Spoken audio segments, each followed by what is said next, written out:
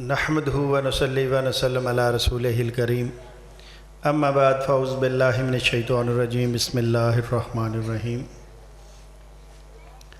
تمام احباب کی خدمت میں السلام علیکم ورحمۃ اللہ وبرکاتہ۔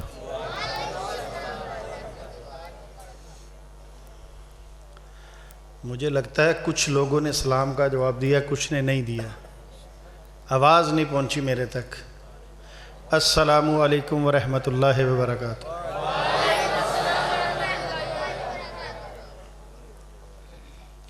تمام احباب عقیدت اور احترام کے ساتھ درود ابراہیمی پڑھ لیں۔ اللہم صلی علی محمد۔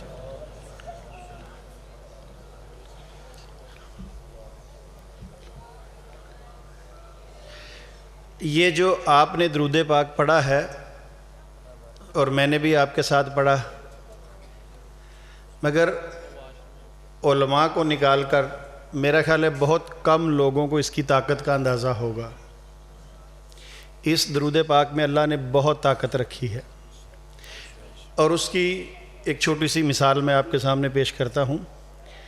جب میں چناب نگر ربوہ، جو اس وقت قادیانیوں کا مرکز ہے پاکستان کے اندر، یہاں سے آپ تھوڑا سا آگے جائیں، پنڈی بھٹیاں سے چنیوٹ، اور چنیوٹ کے ساتھ چناب نگر ربوہ، جہاں پر میرا سارا خاندان، والدین، سارے رشتہ دار موجود ہیں۔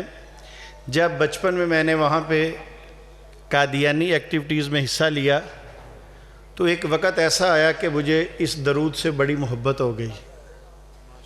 کہہ دو سبحان اللہ یار۔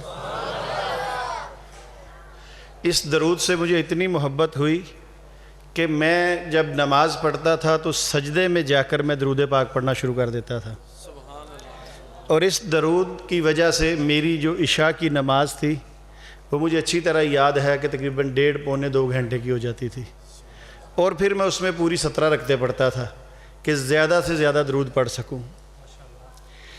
آپ لوگ قادیانی کو کافر مانتے ہو کہ نہیں مانتے؟ جو مانتے ہیں وہ ہاتھ کھڑا کریں۔ ماشاءاللہ سارے ہی ہاتھ، جس نے نہیں کیا وہ بھی کھڑا کر لے۔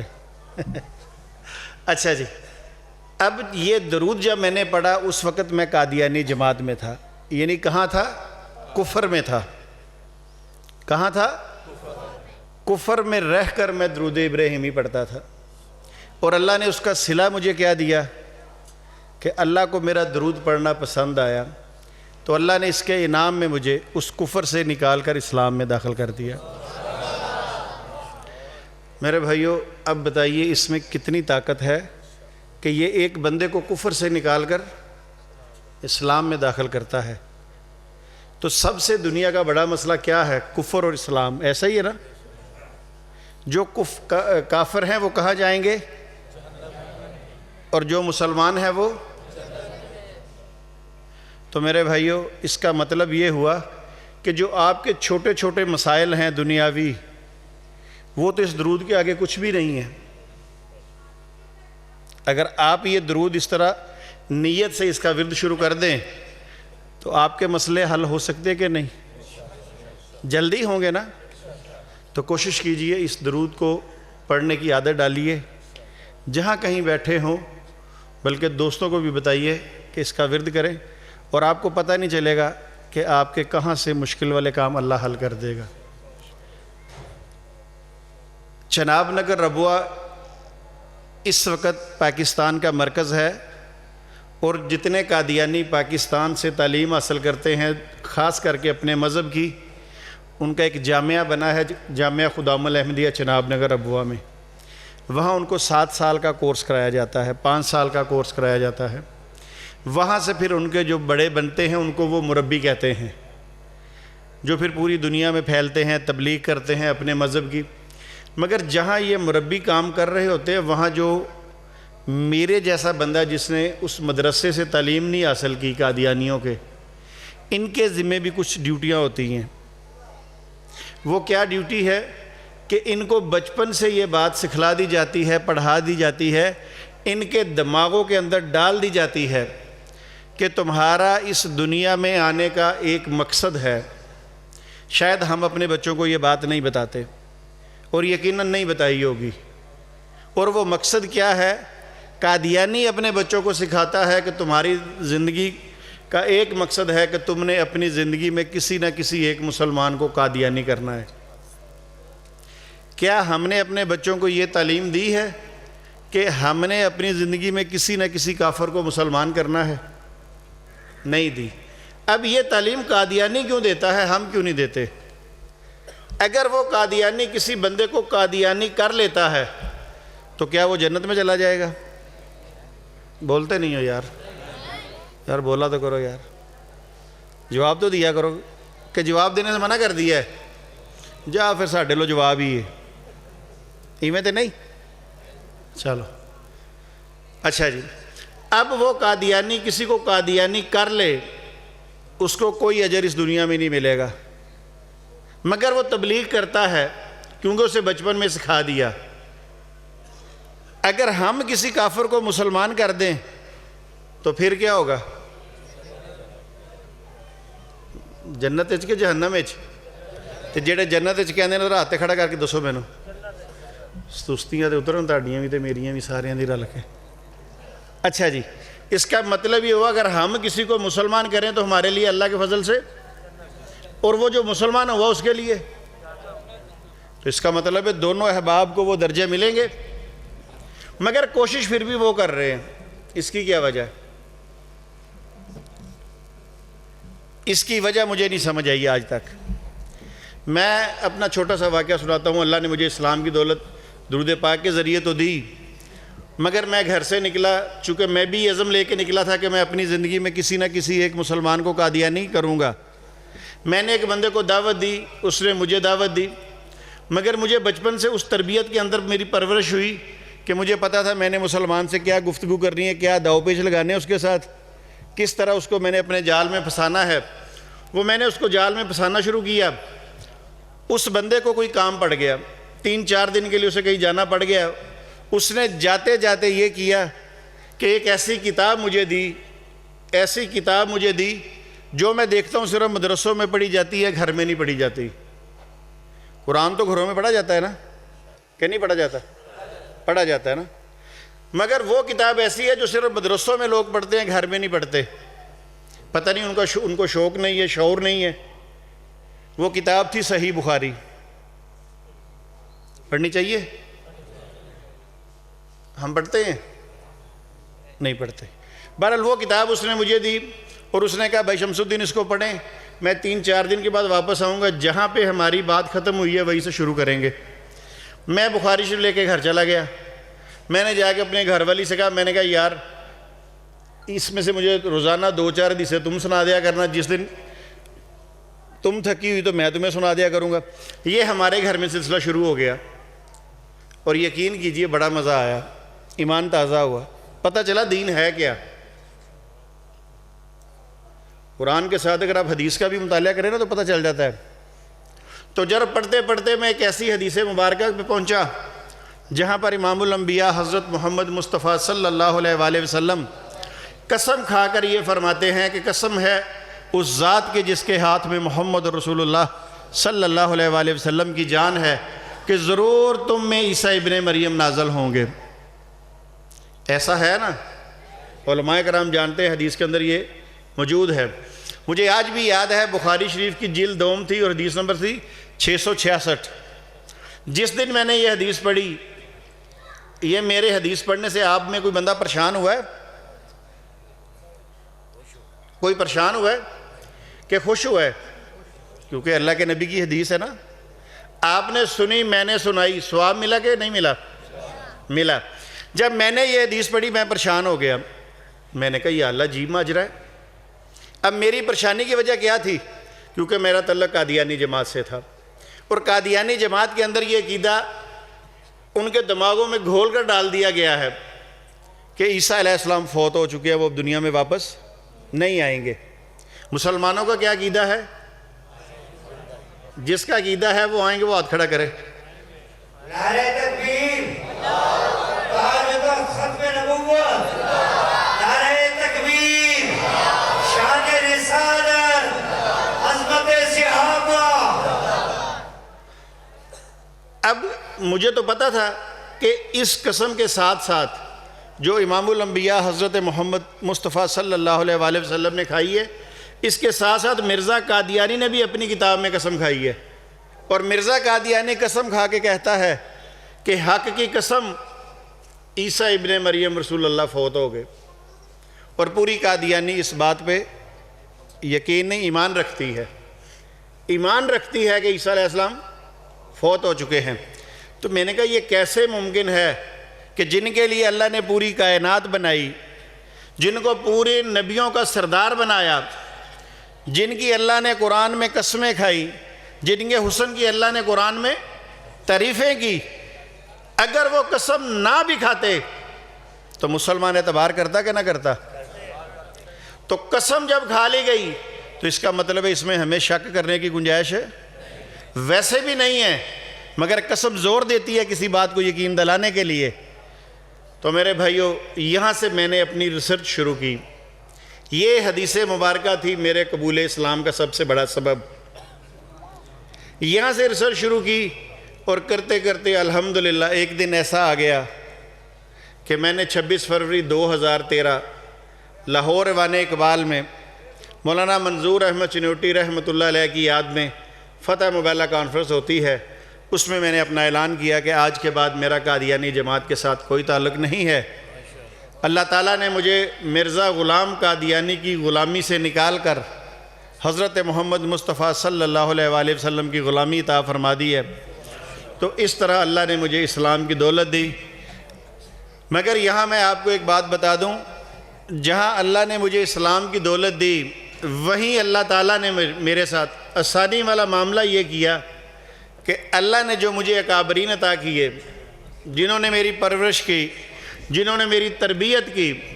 ابھی دیکھیے کیسی بات ہے کہ میں نے کس کا نام لیا؟ مولانا منظور احمد چنیوٹی رحمۃ اللہ علیہ کا، ان کا نام لیا۔ ان کے بیٹے دیکھیں آگے ماشاءاللہ مولانا الیاس صاحب، دیکھیں کیسی بات ہے، کیسی برکتیں ہیں ان کی۔ نعرہ تکبیر، تاج تخت ختم نبوت، تاج تخت ختم نبوت، تاج تخت ختم نبوت، سفیر ختم نبوت مولانا منظور احمد صاحب چنیوٹی۔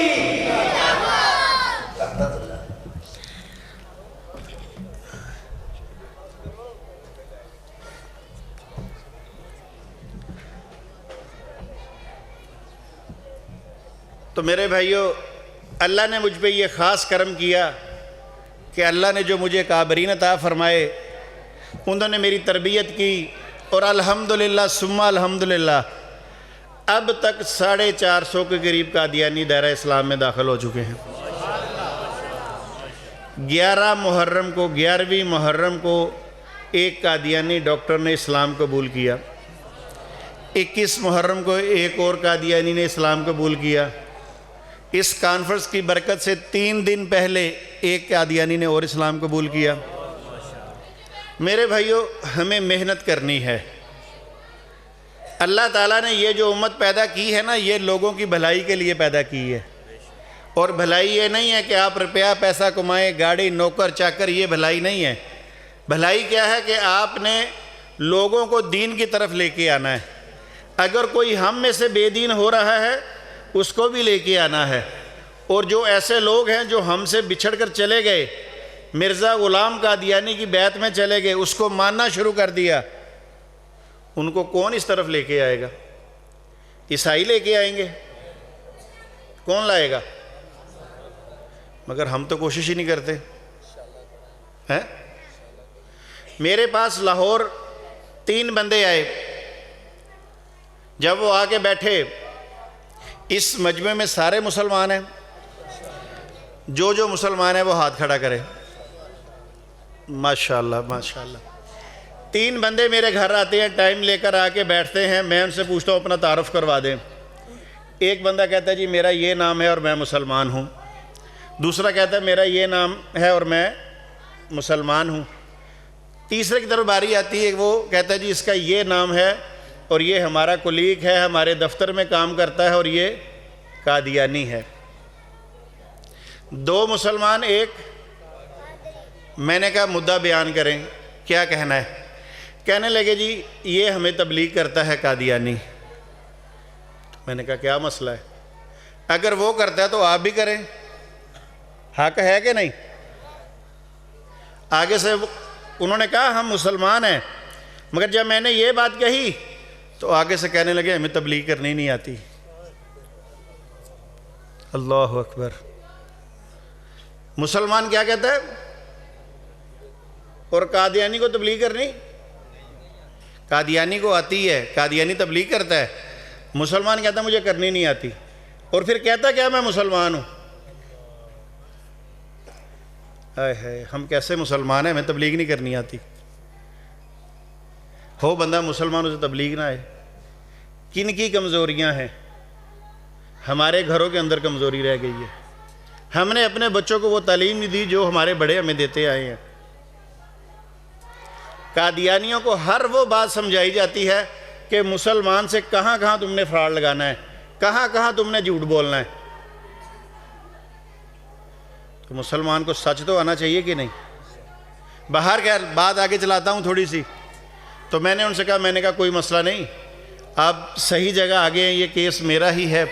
بہرحال اس سے جو بھی میری بات ہوئی، اسی باتوں کے دوران میں نے پوچھا آپ لوگ کیا کام کرتے ہیں؟ انہوں نے کہا جی ہم ایک ادارہ ہے سافٹ ویئر کا، اس کے ہیڈ آفس میں کام کرتے ہیں۔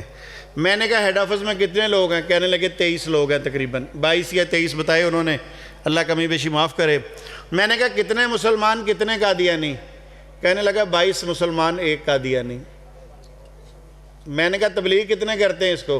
کہنے لگے یہی کرتا ہے ہمیں۔ قادیانی تبلیغ کرے اس پہ پرچہ ہوتا ہے کہ نہیں ہوتا؟ دیکھیں بچے کو پتا، چھوٹے سے کو پتا ہوتا ہے، قادیانی کو بھی پتا ہے نا کہ پرچہ ہوتا ہے، مگر وہ اس پرچے کی پرواہ نہیں کرتا۔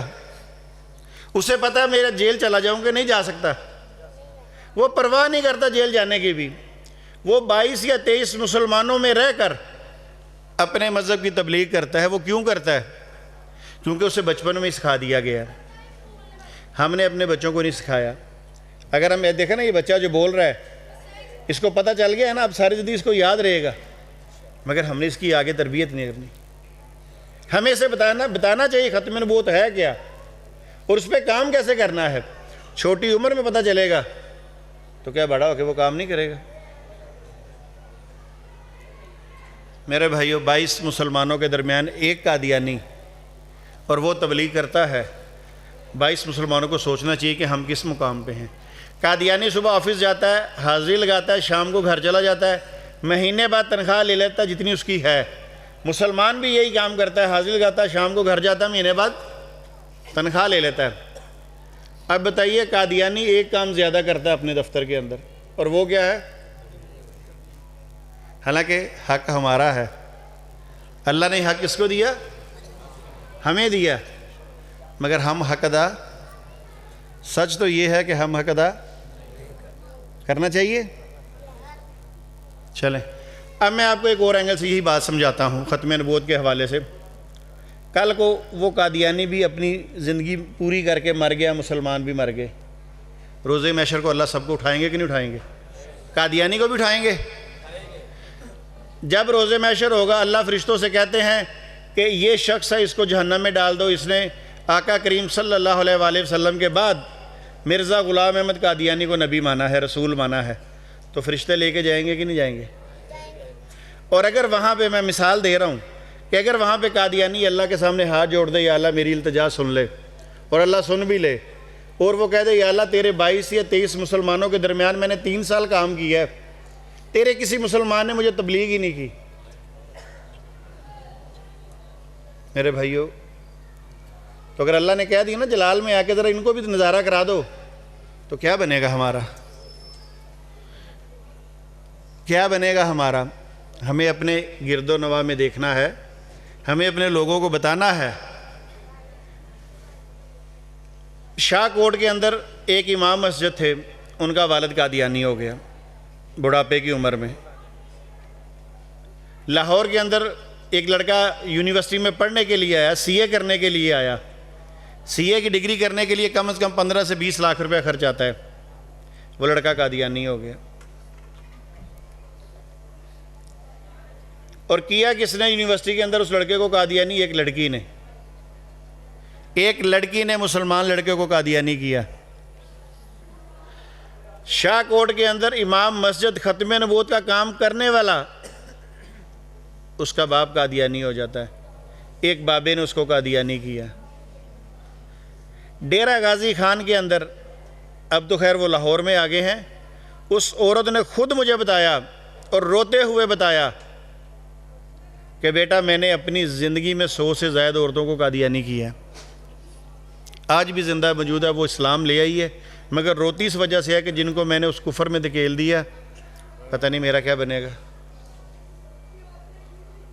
اس سے سمجھ آئی ایک بات کہ قادیانی لڑکیاں بھی تبلیغ کرتی ہیں، قادیانی لڑکے بھی تبلیغ کرتے ہیں، قادیانی کے بابے بھی تبلیغ کرتے ہیں، اور قادیانیوں کی عورتیں بھی تبلیغ کرتی ہیں۔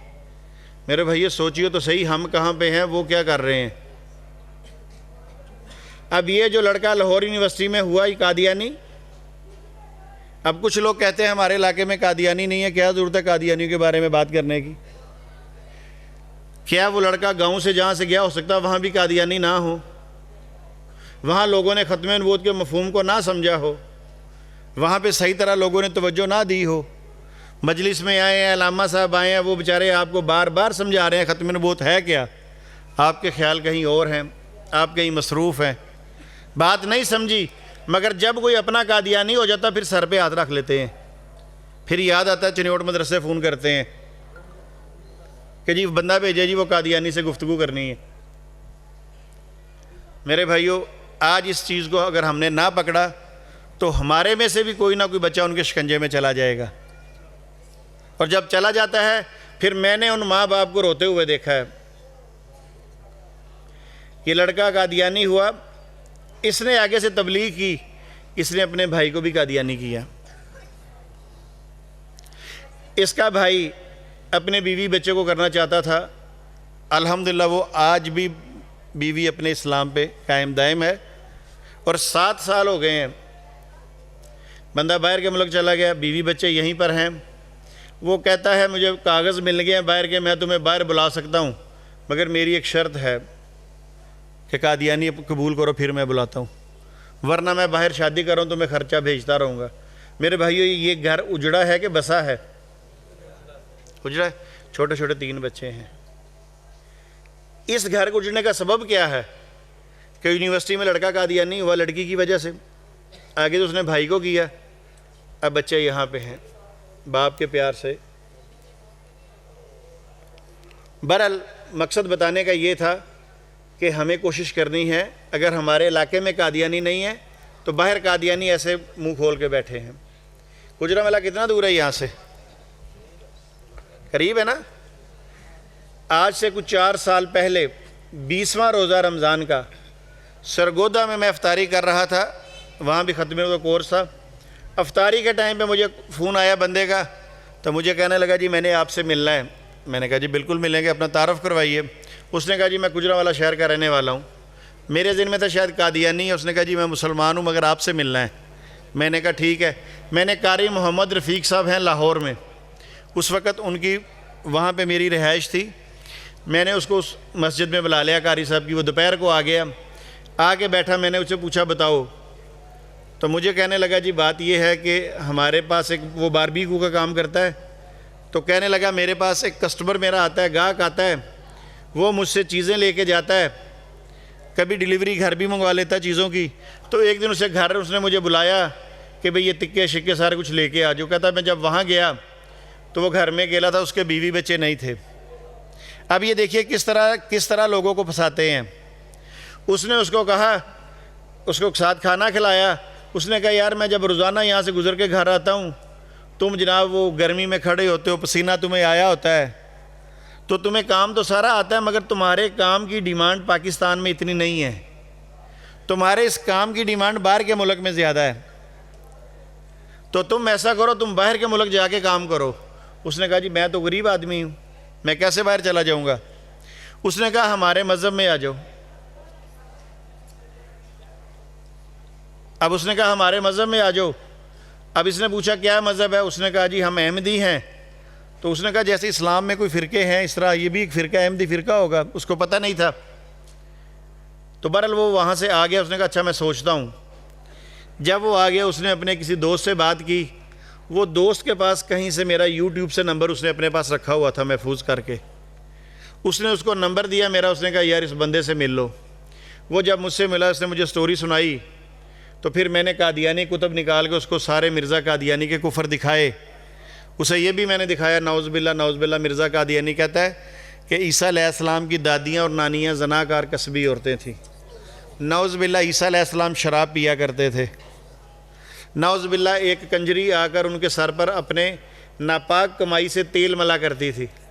میں نے جب یہ سارے واقعات سنائے تو سامنے بیٹھا تھا، میں بھی نیچے بیٹھا، اس نے میرا پاؤں پکڑ لیا اور میں نے کہا بھائی گناہ گار نہ کر مجھے۔ تو جناب معافیہ مانگ لیا، کہنے لگا جی آپ نے تو میرا ایمان بچا دیا ہے، مجھے تو پتہ ہی نہیں تھا کہ یہ قادیانی ہے، یہ احمدی لوگ ہیں۔ تو بہرحال اس نے توبہ کی کہ آئندہ سے میں اس سے ملوں گا بھی نہیں، نہ میں اس کے گھر ڈلیوری لے کے جاؤں گا۔ میں نے اور قاری صاحب نے کہا تم رک جاؤ یہاں پہ افطاری کر کے جانا، 3 بج گئے ہیں۔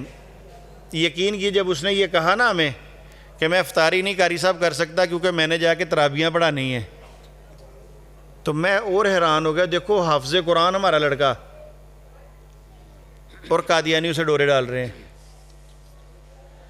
تو میرے بھائیوں بڑی ضرورت ہے اس چیز کی ہمیں کہ ہم اس ختم نبوت کے پیغام کو ایک ایک بندے تک پہنچائیں۔ ٹائم دسنا کلوز کر لی ڈاکٹر پتا میں تو پھر شروع ہونا تھے۔ اچھا جی بہت سارے واقعات میں بیچ میں کیونکہ حضرت مولانا صاحب آ گئے ہیں تو میں اس کو چھوڑ دیتا ہوں۔ انشاءاللہ کبھی زندگی رہی موسم ٹھیک ہوتا ہے تو پھر آپ کے پاس آئیں گے، آپ کو تفصیل سے قادیانیت کے بارے میں بتائیں گے۔ آپ نے مولانا صاحب سے رابطہ کرنا اگر میری باتیں سننی ہیں، بہت ساری دلچسپ باتیں ہیں جس میں کوئی مناظرے بھی ہیں اور بھی گفتگو ہیں۔ مگر ایک بات آپ کو بتاتا چلوں، جب تک میں قادیانی رہا، ہر قادیانی، یہ بات چل رہی تھی نا پہلے بھی کہ وہ قادیانی بھی تنخواہ لیتا ہے، مسلمان بھی تنخواہ لیتا ہے، ایسا ہی ہے نا؟ مگر میں نے آپ کو صرف تبلیغ کا رنگ بتایا کہ قادیانی تبلیغ کرتا ہے، ہم تبلیغ، ہمارے تبلیغی جماعت ماشاءاللہ بڑا کام کر رہی ہے، مگر ہمیں ختم نبوت پہ کام کرنا ہے۔ وہ اپنا علیحدہ کام کر رہے ہیں، ہم اپنا ختم نبوت والے علیحدہ کر رہے ہیں۔ تو میرے بھائیوں ایک بات میں کرنا چاہتا تھا مگر میں نے کہا چلے آخر میں آپ سے کروں گا۔ قادیانی ایک اور بھی کام کرتا ہے جب تنخواہ لیتا ہے، 2 کام کرتے ہیں۔ دوسرا کام یہ وہ کرتا ہے کہ اپنی تنخواہ میں سے جتنی اس کی تنخواہ ہے، 20,000 ہے، 50,000 ہے، 1 لاکھ ہے، اگر دکان میں سے کمائی 10,000 آتی ہے، 20,000 آتی، کاروبار کرتا ہے، ڈاکٹر انجینئر، جو بھی شخص جو قادیانی ہے وہ اپنی قادیانی جماعت کو 1/10 حصہ چندہ بھی دیتا ہے۔ کتنا؟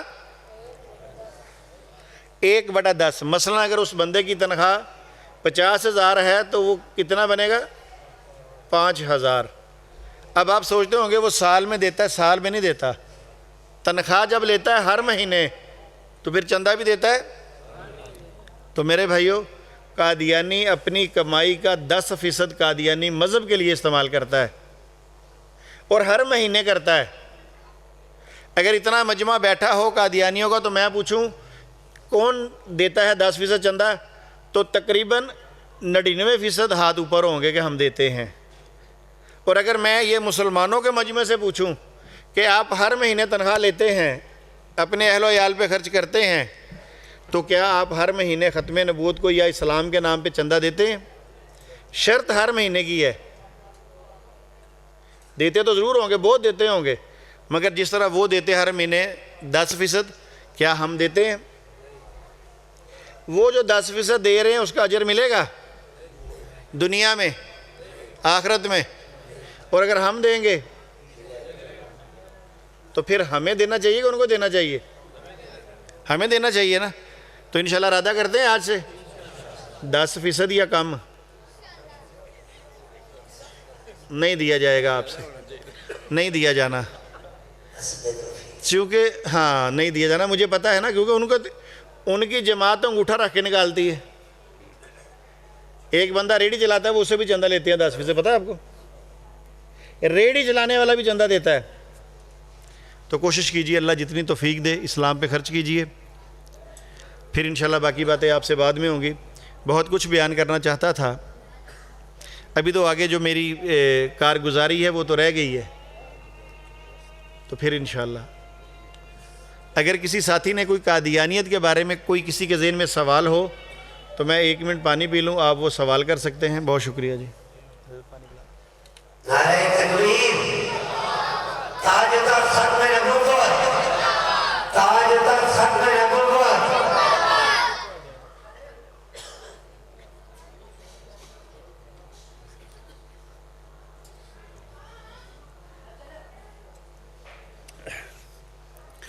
اچھا جی, مجھے پتہ چل جائے گا کہ آپ لوگوں کو ختم نبوت سے کتنی محبت ہے, یا جو ہم نے آپ کے سامنے باتیں بیان کی ہیں آپ کو کتنی سمجھ آئی ہے.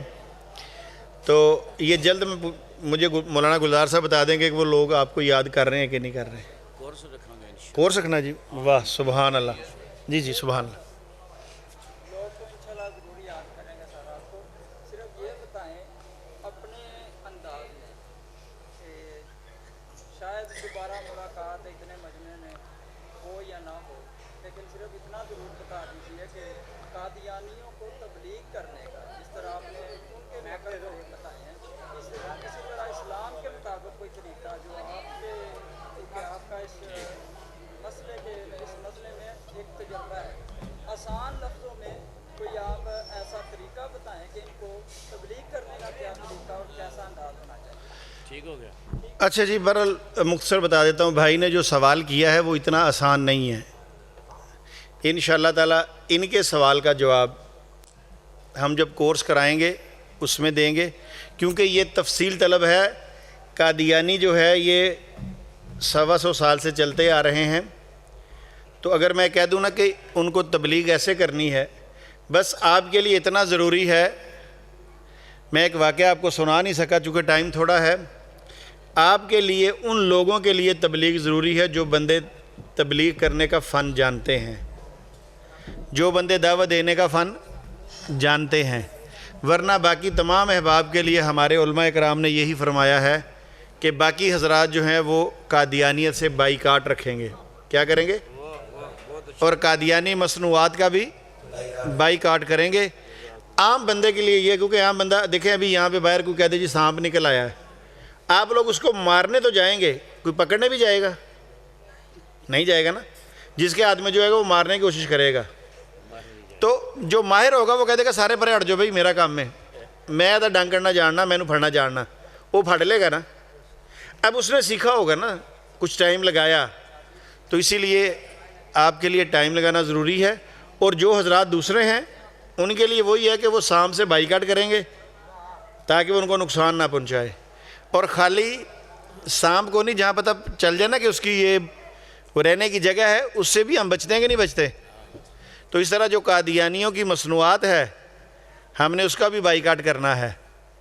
تو ایسا نہ کر لیں میں اس سیٹ سے اٹھوں تو جو قادیانی مصنوعات کا بائیکاٹ کرنا چاہے, صرف اس لیے ہمارے کہنے پہ نہیں کہ قادیانیوں کا بائیکاٹ اسی ضروری ہے کہ جب آپ قادیانی مصنوعات استعمال کرتے ہیں نا تو قادیانی جماعت کو اس میں سے فائدہ ہوتا ہے. اس فائدے میں سے پھر وہ چندہ دیتے ہیں قادیانی جماعت کو, اور قادیانی جماعت ان چندوں میں سے کتابیں چھاپ کے حضرت عیسیٰ علیہ السلام کے بارے میں اس قسم کی انبیاء کے بارے میں باتیں لکھتے ہیں. تو جو دل کے ساتھ یہ چاہے کہ میں قادیانیوں سے اور قادیانی مصنوعات سے بائیکاٹ کروں گا وہ میرے ساتھ ہاتھ کھڑا کرے. نعرہ تکبیر. حضرت کچھ موٹی چیزیں بتا دیں. بس حضرت ٹائم تھوڑا, حضرت نے اپنے مولانا